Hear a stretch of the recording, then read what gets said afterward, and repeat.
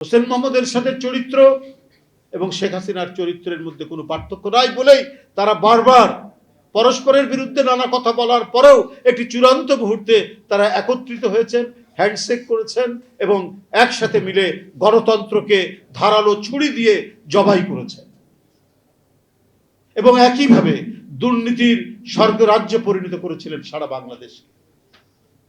Bank লোপাট থেকে শুরু করে মানুষের আর্থিক প্রতিষ্ঠান লুট করা থেকে শুরু করে সমস্ত কিছু করেছেন হোসেন মোহাম্মদ এরশাদ এবং তার চূড়ান্ত বিকাশ এবং এর একটা ভয়াবহ ম্যানিফেস্টেশন আমরা দেখলাম শেখ হাসিনার আমলে।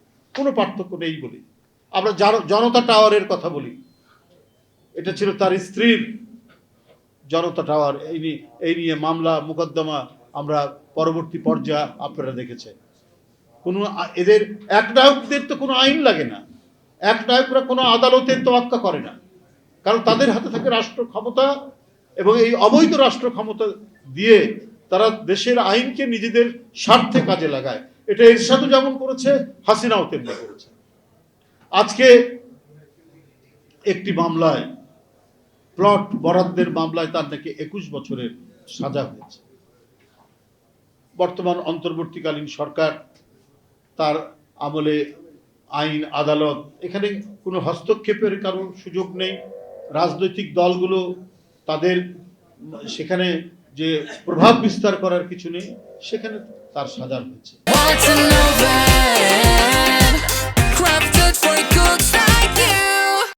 কিন্তু এখন অনেকেই দেখি এবং কিছু বুদ্ধিজীবীও রয়েছেন, সবসময় সব যুগেই অবশ্য একনায়ক ফ্যাসিস্টদেরও পক্ষেও কিছু বুদ্ধিজীবী থাকে।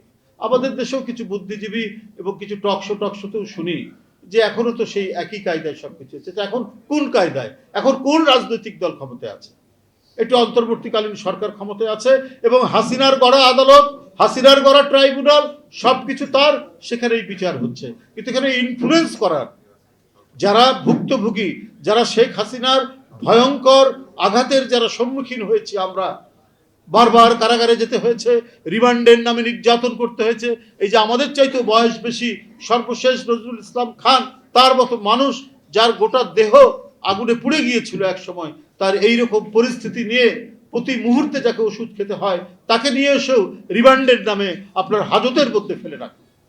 একজন রাষ্ট্রদূত ছিলেন এবং আন্তর্জাতিক খ্যাতি সম্পন্ন, যিনি একজন শ্রমিক নেতা, আয়োলের বিকল্প সদস্য হিসাবে যিনি কাজ করেছেন এই রিজিয়নে এবং আন্তর্জাতিক পর্যায়ে, তার জন্য একটা কোনো ব্যবস্থা করা হয়নি, একটা ভালো মতো থাকার কোনো ব্যবস্থা করা হয়নি।